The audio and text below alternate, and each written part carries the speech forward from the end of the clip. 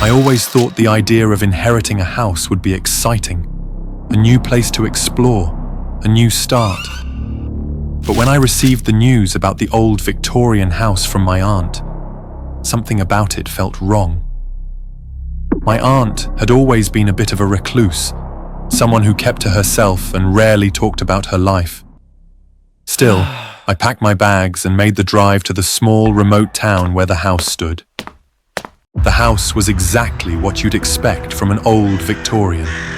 Tall, imposing, with a garden that had long been overrun by weeds and thyme. As I walked through the rusty gate and into the yard, I noticed several stone statues scattered around the garden. They were angels, but the one that stood out to me was the statue with its hands covering its face as if it were weeping. There was something eerie about them, but I dismissed it as nothing more than my imagination. Perhaps my aunt had a thing for statues. Inside, the house was just as I remembered it from my childhood. A little dusty, a little worn, but full of memories. I wandered through the rooms, touching the old furniture and opening long-forgotten drawers. The air was thick with the smell of aged wood and dust. I found myself drawn to my aunt's old room, the place she had spent her final days. As I entered, something caught my eye, a letter placed neatly on the desk addressed to me. I opened it and read, Lucas, if you're reading this, it means I'm gone. There's something you need to know about the statues in the garden. Whatever you do, don't turn your back on them. Don't blink. Trust me, you'll understand why soon enough. Be careful, my dear. My heart skipped a beat. What did she mean by that? I looked around the room trying to make sense of it, when I noticed something that made my blood run cold. A statue, the same kind as those in the garden, was now in the corner of the room. Had it been there when I walked in? I couldn't remember. Before I could think any further, the light in the room flickered and went out, plunging the room into darkness. The bulb must have blown. I fumbled for my phone, turning on the flashlight app. As the light cut through the darkness, I swung it around, only to have it land directly on the face of the statue. Its face was mere inches from mine, its mouth open in a silent scream. I staggered back. Something was very, very wrong. I needed to get out of the house. But first, I had to fix the power. But as I turned to leave the room, I heard a soft creaking sound behind me. I spun around and there it was, the statue now standing in the doorway, blocking my exit. The statue was moving when I wasn't looking. Don't turn your back on them. Don't blink. I started walking backward, keeping my eyes locked on the statue, refusing to let it out of my sight.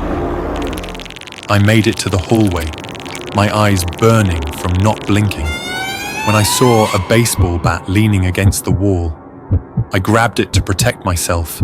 I continued down the hall, slowly, keeping my eyes on the statue as it followed me, moving only when I wasn't looking. The basement door was just ahead, but as I reached for the handle, I heard the floorboards creak behind me. I glanced quickly back at the first one, now closer than ever. I was trapped between them. I swung the door open and slipped through, slamming it shut behind me, but I knew it wouldn't hold them for long. I hurried to the breaker box, keeping the bat close. As I fumbled with the breakers, I felt a cold dread wash over me. I knew they were getting closer. I flipped the switch, the lights flickered back on, and I turned around to see the statues mere inches from me. The bat, with all the strength I could muster, I swung the bat at the closest statue. The wood connected with a sickening crack, but when I looked again, the statue was whole, unharmed, as if nothing had happened. My heart sank. There was no way to stop them. I backed away, keeping my eyes on the statues as I made my way up the stairs, but the creaking sound continued. More statues appeared, crowding the narrow hallway, their hollow eyes fixed on me. My breath came in shallow gasps as I realized I was surrounded. I backed into a corner, the statues closing in. My vision blurred from the strain of not blinking, not turning away. I was trapped, nowhere to go. I glanced to my left. There was a statue, its hands outstretched, reaching for me. I looked to my right, and another was there, blocking any escape.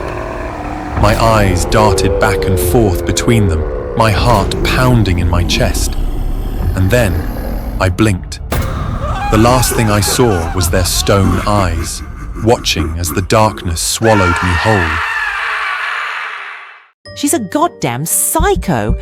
I don't know what to do with my stepdaughter anymore. She took a bunch of pictures of me while I was sleeping. Everything started 6 months ago when I married Harry. He has a 13-year-old daughter, Lily, from his previous marriage. I don't have any children of my own. The problem is, Lily and I haven't been able to get along. Since the wedding, things have gotten progressively worse. Much worse. At first, she ignored me. Now she's aggressive. My favourite shoes were smeared with paint. My designer clothes were turned into rags. She even splattered black ink all over our bed like some bizarre art project.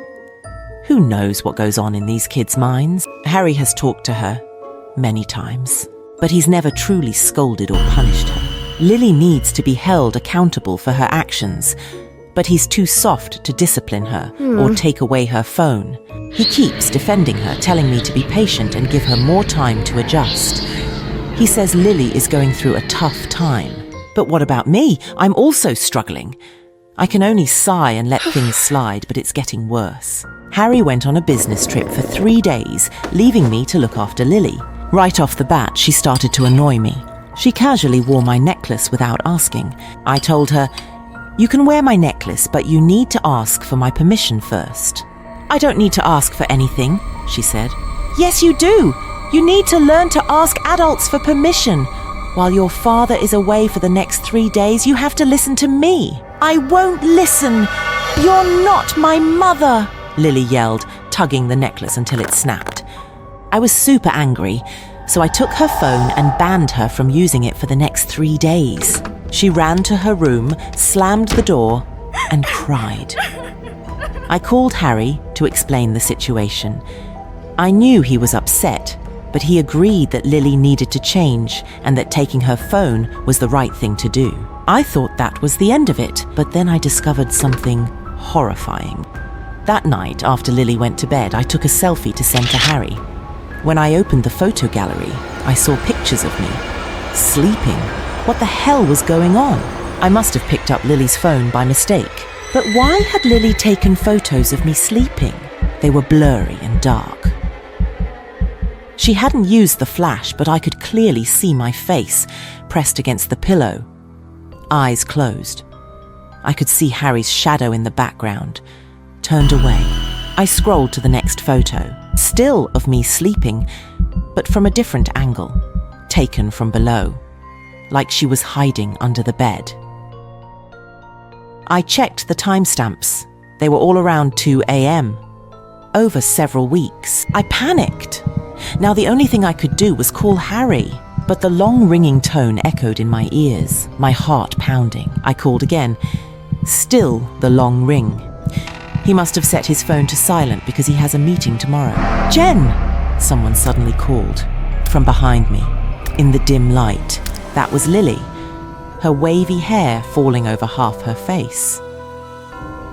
Lily wanted her phone back. "Not tonight," I answered, my voice trembling and my heart racing. "But you can have it tomorrow." Lily shrugged and walked back to her room. I looked through the photos again. Why had Lily taken these pictures?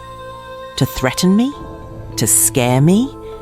Was she planning to kill me, or maybe she just wanted to embarrass me? Maybe she planned to post them on TikTok or Instagram, but I looked awful, mouth open while I slept. Anyway, it wasn't the act of a psychopath. Lily was just a child. Still, that night, I locked my bedroom door. While waiting for Lily to finish school, I called Harry.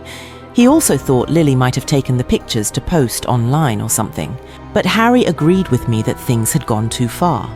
He promised to talk to her when he returned from his trip. "Can I use my phone today?" Lily asked the moment she got in the car. "When you're really, really good, then I'll give it back, okay?" Tonight, I just needed to lock my bedroom door to be safe. She couldn't take pictures of me anymore. After talking to Harry, I felt much better, but what happened next made me regret it. That night, Lily was very well behaved. She thanked me for dinner, washed the dishes, and even folded the towels neatly. Although I didn't want to give her phone back, I wanted to reward her for her behavior. So I returned her phone. Suddenly, I woke up at 2:30 a.m. Everything was dark. I couldn't see anything except the faint glow from the nightstand lamp. I realized what had woken me up. A metallic sound. Click, click, coming from the door. Just as I got out of bed, the door burst open. Lily stood in the doorway, holding her phone and... Snap! "What do you think you're doing?" I shouted. Lily suddenly ran away. I jumped out of bed, chased her and demanded, "Hey, stop! Why are you taking pictures of me? Why?" Lily stopped, then slowly turned her head. "Dad doesn't believe me, so I took pictures." "What? What do you mean he doesn't believe you? About what?" Lily said nothing, handing me the phone. She swiped to the first photo of me taken in the dark, blurry and dim. Her finger pointed to the ceiling in the picture. "Look!" "Look at what?" "Just turn up the brightness!" I turned up the brightness. In the picture, something was on the ceiling. Long shapes, crisscrossing. Lily swiped to the next picture and the next. It's like watching an old cartoon, each frame creating a movement.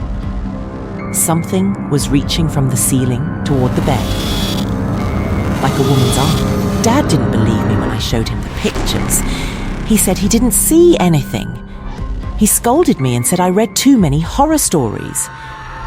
So I showed my friends, but they didn't know either. My heart started to pound. I looked at the last photo, taken minutes ago, when I was sitting up in bed, shouting for Lily, and behind me was...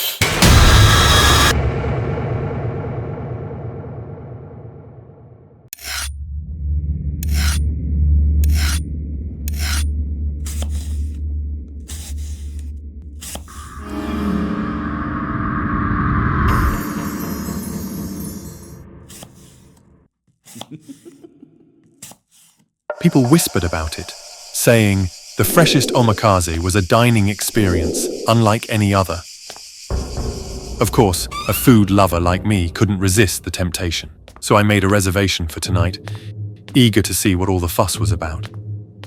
As soon as I stepped inside, the scent of fresh fish, soy sauce, and something unidentifiable, a rich, almost metallic scent, hit me.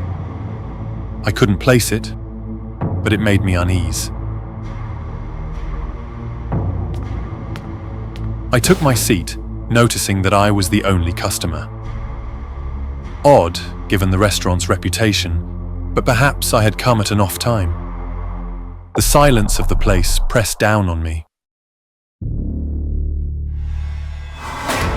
いらっしゃいませ。 Suddenly, a tall, thin man standing behind the counter, his face partially obscured by the shadows. His eyes made me feel like prey being assessed by a predator. Welcome to the freshest omakase. I'm Chef Kaito. You must be Mr. Williams? His voice was calm, but there was something strange. Yes, that's me. I've heard a lot about this place. Then you know that tonight's meal is a journey. Each dish tells a story. I hope you're ready for something unforgettable. I nodded, my heart beating a little faster. The first course was served, a delicate slice of sashimi, almost translucent, drizzled with a bright green sauce. The taste was incredible. A burst of the ocean tempered by the sharp tang of the sauce. I relaxed slightly, letting the flavor distract me from the unease that had settled in my gut. The second course followed quickly, a beautifully plated dish of seared meat, the type I couldn't immediately recognize. The texture was soft, almost buttery, and it melted on my tongue.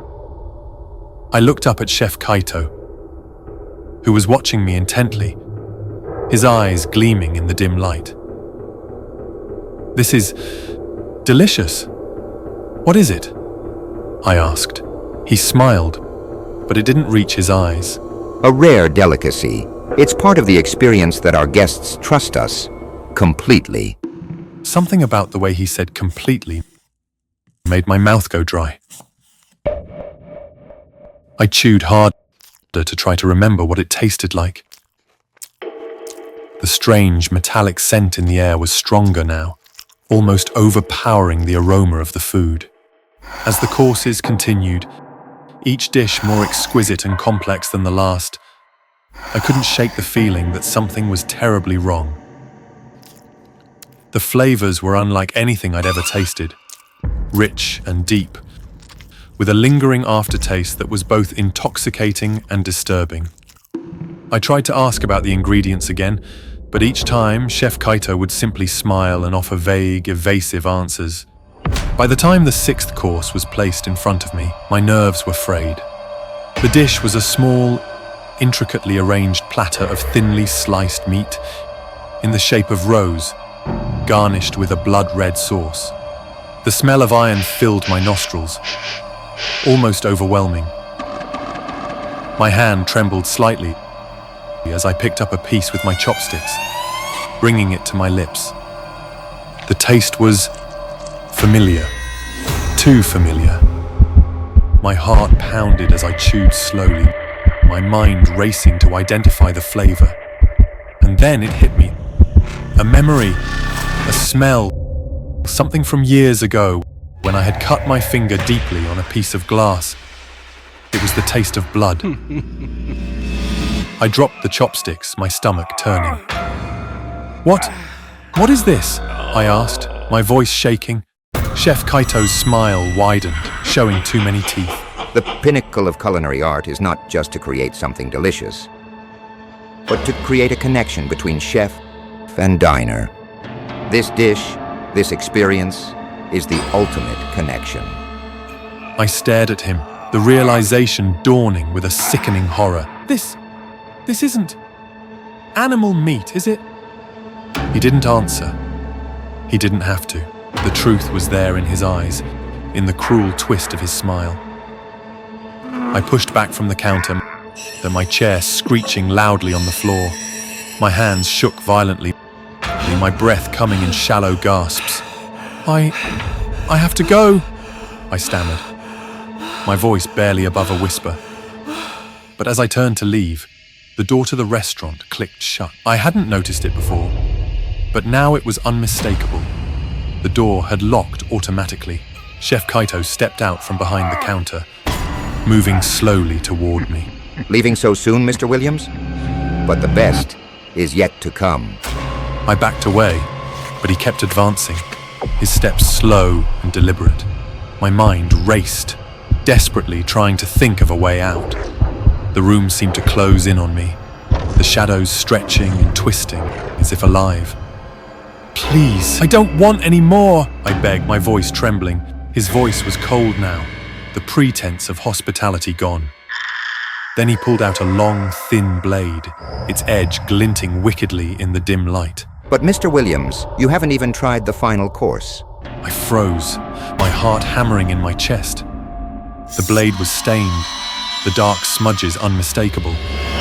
This dish requires the freshest ingredients. It's the only way to truly savor the experience. I bolted toward the door, but he was faster. His hand clamped down on my shoulder with a grip like iron, spinning me around. The last thing I saw was the gleam of the blade descending toward me. As darkness closed in, I heard his voice one last time. Thank you for dining with us, Mr. Williams. We hope you enjoyed the experience.